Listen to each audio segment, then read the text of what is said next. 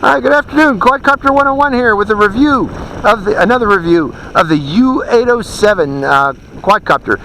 Again, as you can see here, this is another Latrax alias clone, but it's one of the prettiest I've seen. Nice colors on it. One thing though, what I'd like to focus today's video on is its magnetic compass. Okay, this has a magnetic compass which is used for its headless mode. This is one of the few quadcopters with a true magnetic compass. Actually, you have to, it's recommended that you calibrate that magnetic compass. I want to go over that first off, how to calibrate the compass, also how to calibrate the gyros on this quadcopter, and following that I'll show you how it's headless mode is activated and how it can be used as a return to home feature on this quadcopter. Okay, notice the blinking green light. First thing we want to do is, if you haven't done it already since you got it, is to calibrate the gyros. And the way to calibrate your gyroscopes is to first bind the quadcopter, and you just turn it on and it automatically binds, and you notice the green light. And then you place the quadcopter on a flat level surface. We'll assume that this is flat and level. And then you hold both control sticks to the lower left corner until the quadcopter's lights blink and stop blinking. Once they stop blinking, then the gyros have been calibrated, and this should be giving us a pretty good level flight. Now the next thing that we want to calibrate is the magnetic compass on the quadcopter after shipment. It's very important to do that, or else when you activate headless mode, it'll act screwy instead of acting the way it's designed to.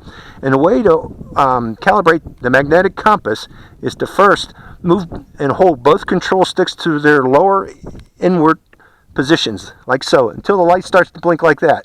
And once the light's blinking rapidly, you can either spin the quadcopter on a flat table, like I'm doing here, until that light stops blinking. There. The gyros, or the magnetic compass, is calibrated. Another way to do this, is to move them inward until the light starts blinking again, and then hold the quadcopter horizontal to your position and just spin around. I don't like doing it this way because I get dizzy until that light stops blinking. And there, gyros are calibrated, and now I'm dizzy. Okay, but now we can use this headless mode feature reliably because we've calibrated the quadcopter's compass. Now let's go out into the field, and I'm going to unplug this quadcopter because I want to show you how to use this headless mode, especially for return to home. Now when we use headless mode for return to home, we want to pick a feature, preferably upwind. The wind's coming mostly from that direction today, so we'll pick that tall mountain off in the distance as our reference heading. What we do is place our quadcopter on the ground and point it in that direction after we insert the battery.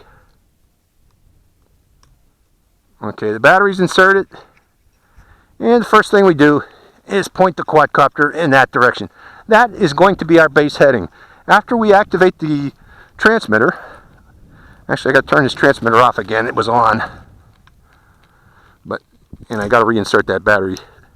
You got to do it in sequence like I'm showing here. The battery first, point it in the direction that you want for the base heading, and then bind it to the transmitter.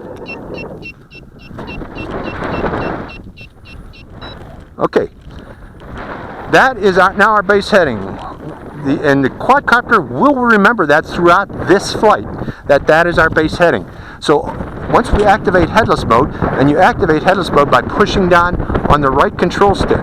Once we activate headless mode, all forward movement of the quadcopter, when you push forward, will be in that heading. If we pull back on the quadcopter, all movement of the quadcopter with the back, by pulling back on the stick, will be away from that heading. If we push right, it'll go to the right of that heading, and if we push left, it'll go to the left of that heading. So if we want to use this for a return to home feature, if we are, say, flying off in the far right quadrant here, to the right of our base heading and then slightly forward of 90 degrees to our position, all we got to do is pull to the 180 degrees from where that quadcopter is. Easy way to remember this is if you lose orientation and activate headless mode, point your your transmitter in the direction of your base heading, and wherever your quadcopter is, pull the stick back 180 degrees from where it's at, and it should come back to you. Okay, let's demonstrate that right now. I'm going to keep it in beginner's mode right now because there's something else I want to show you. If you go to intermediate and high in headless mode, it does this trick. It's called the twist stumble, and the quadcopter wobbles like this. I'm not really a fan of that feature, but if you leave it in low, it doesn't do that. So let's go for a flight right now, and we'll go up, and let's go over to that direction there.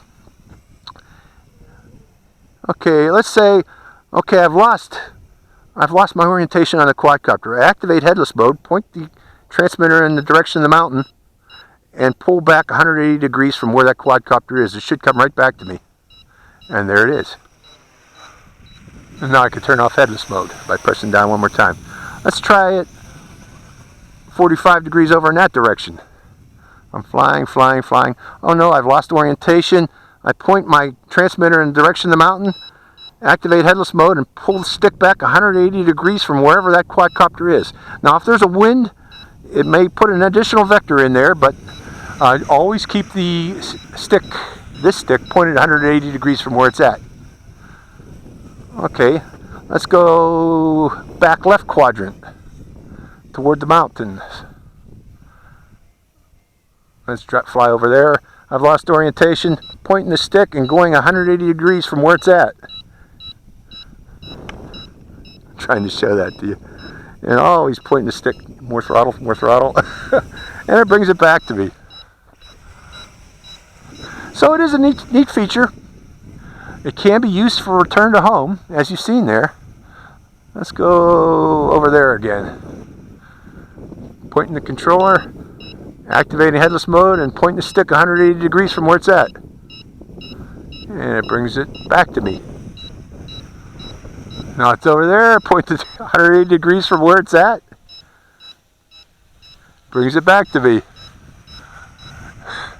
Now it's over there, pointed 180 degrees from where it's at. It brings it back to me.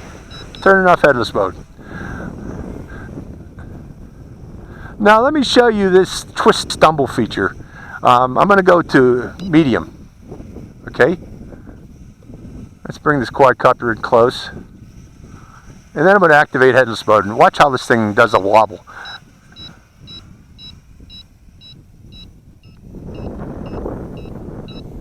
Maybe I'll go to high. There it is. See this? This is an acrobatic feature of the quadcopter. I think it's a silly feature.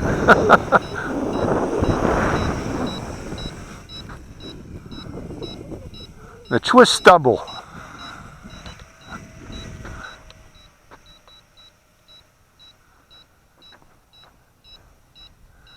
I've lost orientation in the sun. Good thing I'm in headless mode. All I got to do is point forward to bring it back to me. Oh, let's go over to this guy. Okay, I'm going to go over and chase this guy. He's a big-ass bird. He don't want to have anything to do with me. Let me bring it down here. He's in a thermal, and so am I. I better get out of this thermal here.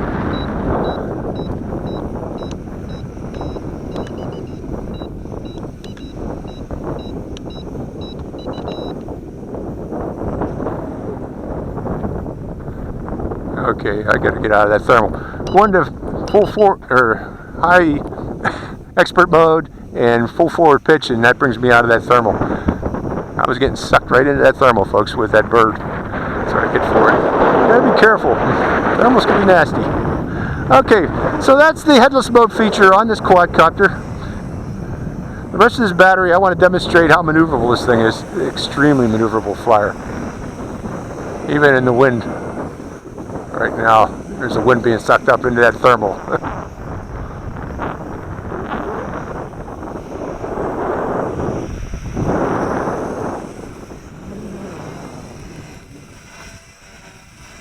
Great quadcopter. And the battery's starting to get a little weak here.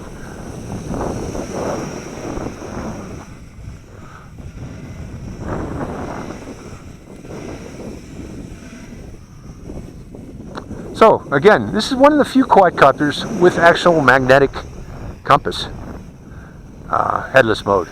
And magnetic compass headless mode, as I demonstrated, can be used as a return to home feature.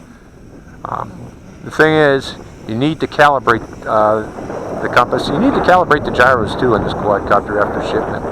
And the instructions to this thing are so cryptic. That was one of the worst translations I've ever seen. Well, I can't say it. I've seen a lot worse. But it was pretty bad. Almost indecipherable.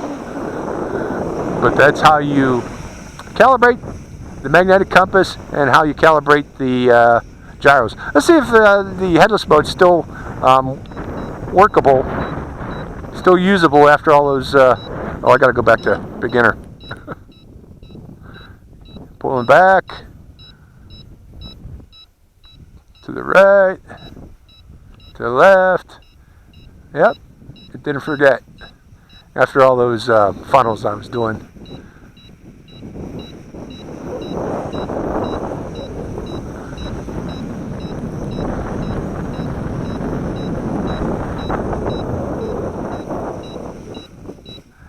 And you know you're in headless mode when you hear that annoying beeping. And coming out of headless mode. Again, because of that beeping, you only want to use that mainly if you're losing orientation on the quadcopter. This really would come in handy, especially at night flying with this quadcopter. Use that headless mode with night flying. It'll be hard to lose. Well, I ain't going to say it's going to be hard to lose control of the quadcopter and orientation of the quadcopter, because I'm sure somebody out there will do it. There it is, the U807. Cool quadcopter, huh?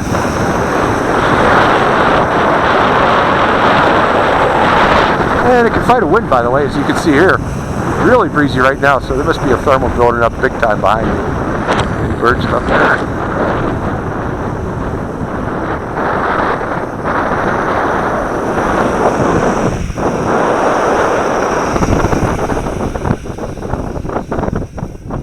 Did I do flips yet?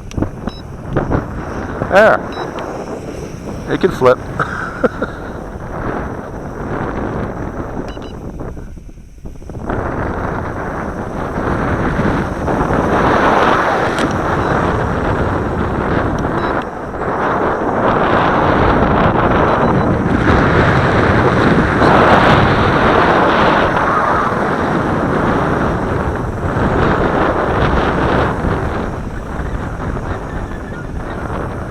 Get this right in the breeze and then do flip, flip, flip. U807, alias clone. If you've noticed, you get pretty darn good flight time with this. I'm trying to fly it until its batteries die on this windy day, on this blustery day. I've been having a lot of windy days lately. That means summer's coming, and soon it's going to be blistering hot out here. In the desert, and I'll have to be doing my flights like 5 in the morning.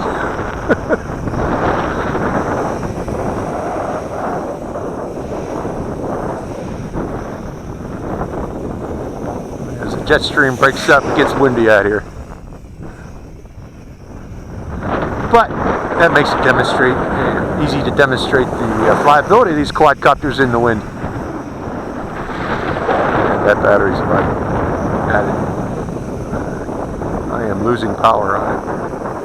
But it keeps on flying. Maybe I better just land it. Oh!